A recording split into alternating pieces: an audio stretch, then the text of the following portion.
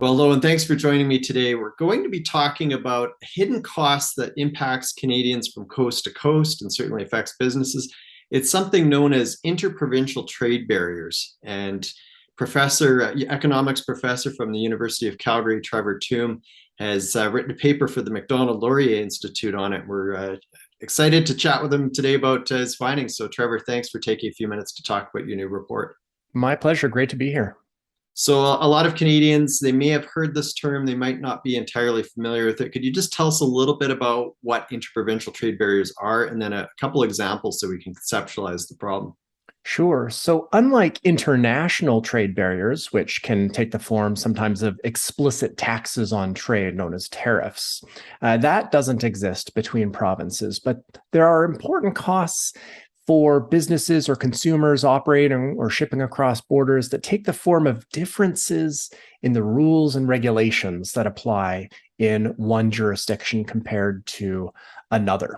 So a province might have safety standards for certain products that are different than another province, or they might have standards for certain types of product sizes that differ from another province, or rules around how much weight can be loaded onto a truck, for example. That might change when you cross a border, adding costs, or costs for providing services in one jurisdiction. I'm thinking about maybe legal services. You are subject to provincial certification bodies that are different from one province to the next.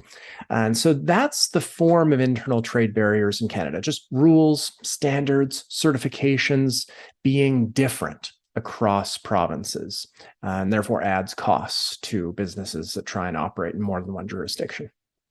I can see how this would be especially complicated if you're a big national company and you're operating in lots of different provinces, and then you want to, say, buy a particular product or service, and you have to look up in each province what the rules are and customize it based on whatever. I did see I think it was the Senate report on this issue a couple of years ago. They had a couple interesting examples. One was a Garrison Brewing in Nova Scotia, where this company is brewing, I think it was beer, and they wanted to sell it into Newfoundland. But Newfoundland had different rules around the size of bottles that you could use. So this Nova Scotia company had two choices. Either one, they build an entirely new production line with bottle sizes that fit with the Newfoundland requirements, or they just simply skip the Newfoundland market and consider going somewhere else. And I believe they chose the latter because it was simply a lot more cost effective than having to build a new bottling line. But there's a lot of different examples like that across Canada, aren't they?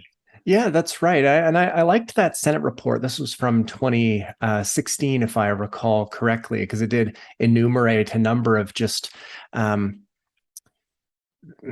differences that don't really exist for a particular reason, right? Bottle size differences, adding costs to businesses, as you noted, but not really addressing some fundamental issue that's different in one province or another. So another example, actually, where there's been some recent progress and also might strike most of us as kind of a trivial example, but it's a source of real costs, is health and safety rules and the content of first aid kits that must be at different workplaces being different in different provinces. And so if you're a company operating in multiple jurisdictions, needing to source and coordinate different first aid kits in all of your workplaces, that's a real source of costs, and one where provinces have now agreed to kind of a harmonized first aid kit that applies across Canada. So think about those trivial examples and then multiply them by hundreds of thousands of different product areas across the country. And those small costs, those small irritants, can add up to big frictions between provinces in terms of trade. Yeah, and I can imagine how the cost would add up. I mean, one example I read about was how a truck, some provinces had different rules on the size of tires that trucks could use versus others. So a company would have to stop at the border and change tires in order to continue on in another province. So the end result, I'm guessing, would happen quite often would be that would boost up the cost of transporting goods across those jurisdictions. And then at the end of the day, the bill for transporting the goods would go up, and eventually that would trickle down and get passed on to consumers, as we often See, so if we think about all the examples that we've talked about, how big is this problem financially for the Canadian economy and Canadian consumers?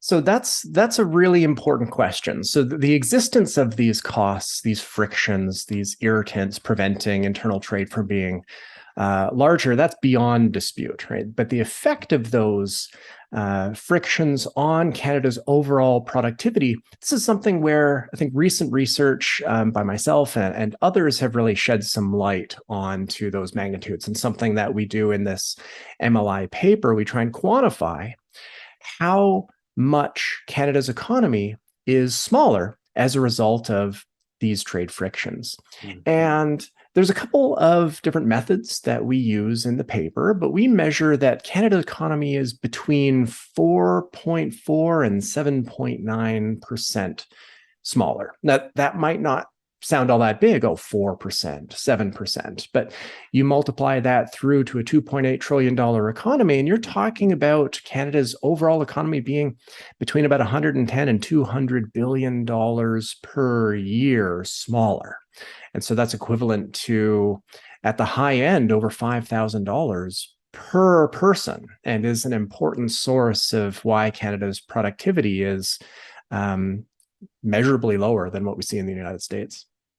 Yeah, well, that's fantastic research that you guys are working on this, because it is an important problem, and I'm sure most people could do with an extra $5,000 in their pocket, and a lot of businesses could do with the extra commerce for their establishments. The next thing I want to ask you about, because this is not a new issue, people have been talking about this, I believe, for decades now. How much progress, in your opinion, have we seen to reduce these barriers? Have we seen much in the past, say, 10, 15 years? Yeah, well, you're right to note it is not a new issue. I mean, you can find Royal Commission reports, for example, from the 1930s that point to the growing demand for provincial protectionism. I'm quoting the Royal Commission on Dominion-Provincial Relations and their report in 1940 that local protectionism hampers national economic life, right? So it's been an issue that policymakers have known about, that people have tried to overcome for a very long time. And not a lot of progress was really made until the 1990s, when the provincial and federal governments did come out with an agreement on internal trade to really just kind of nudge us towards liberalizing, in particular for government procurement. You know, not having biased procurement is one big area that governments have tried to tackle. But more recently, we have made relatively substantial progress. You know, I don't want to overstate the case, but in nudging us towards more liberalized trade between some provinces. So I'm thinking of the 4 Western provinces in what's called the New West Partnership Agreement. This is where the ability to operate across provinces, or to take a certification that applies in one and have that be deemed acceptable in another, exists within that framework. And so we describe some of the details of these recent agreements in the MLI paper, and those kind of led up to a 2017 agreement known as the Canada Free Trade Agreement. So this is free trade between provinces, and this is trying to start a process of governments agreeing to harmonize rules and regulations to ease those barriers. So the first aid kit example that I mentioned earlier, this now being harmonized is something that is done within that Canada Free Trade Agreement. They're currently trying to tackle building codes that differ, or eliminate duplication in food inspections, for example. So sometimes you might have an inspected in the province that it's produced, inspected by the federal government because it's crossing a provincial border, and then inspected again at the province in which it is sold. So trying to overcome and limit those duplications as done within that agreement. Now, it's slow, as you can imagine, going product by product or area by area, trying to harmonize these rules.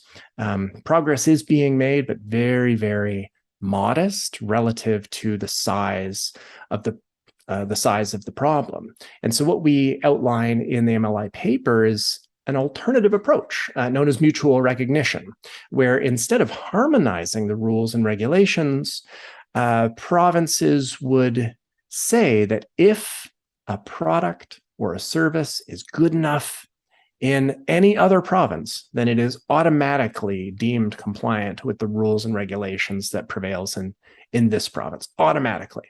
And so that would be a way to really wipe away the barriers that currently exist. That's not something that is being done. And so it's what we propose should at least be a part of the conversation in the paper. Yeah, and I think that idea makes a lot of sense. I know, when you travel to another province and you dine in a restaurant, the health and safety inspection process may differ a bit from your home province, but you still assume that it's going to be safe to eat in another province, right? Yeah. Or I guess just another trivial example, think about bringing a car from one province to another. That often requires you get it inspected. Even if it was safe to drive in Ontario, if you bring it to Alberta in order to get it registered, you need an inspection. That's a couple $100 for the individual involved, even if it's a relatively new model vehicle. Good enough for the Ontario roads, but somehow not for the Alberta roads. So just saying that if something is good enough in some other province, then it is automatically good enough in ours. That would be kind of the gold standard, if you will, to eliminate a lot of these internal trade barriers. Well, yeah, no, I think that that's a good approach, and it certainly makes a lot of sense to me. Have you heard much in the way of feedback from, let's say, the elected side of people, and not even just elected side, but even bureaucracies and the government side of things? Have you heard any feedback so far on this notion? Well, so one, I wouldn't call it feedback on this notion so much, but one concern that many governments might raise is that it does effectively eliminate a province's ability to regulate in areas within its jurisdiction. So Canada's a very decentralized country where provinces have a great deal of responsibility and powers in lots of different areas. And mutual recognition, it would be, a province kind of willingly stepping away from areas that it wants to kind of maintain control over, if you will. So it's something that might lead some provincial governments to feel a little uncomfortable, to just kind of cede their ability to unilaterally regulate in different areas. But, that's a trade-off that would allow us to achieve the economic gains that I mentioned earlier. Well, I'm willing to take the risk. You can sign me up as a supporter. I think it's worth trying out, because like you said, if we've been talking about this, and I didn't realize it had been that long, since the 1930s. I mean, we're almost at the 100-year anniversary. We'll have to get a cake ready to celebrate it. But hopefully we don't get to that point. I appreciate you telling us a little bit more about this issue, as well as the policy solution that you've provided. And if people want to read your report, and I understand you have a webinar coming up, I believe they can see both at the MacDonald Laurier Institute's website. That's right. So the webinar is up on Thursday. I assume that'll also be available for later viewing if folks can't attend it live. So yeah, the MacDonald Laurier Institute website to download the paper, and it's entitled Liberalizing Internal Trade Through Mutual Recognition, and it's joint work with Ryan Minucha.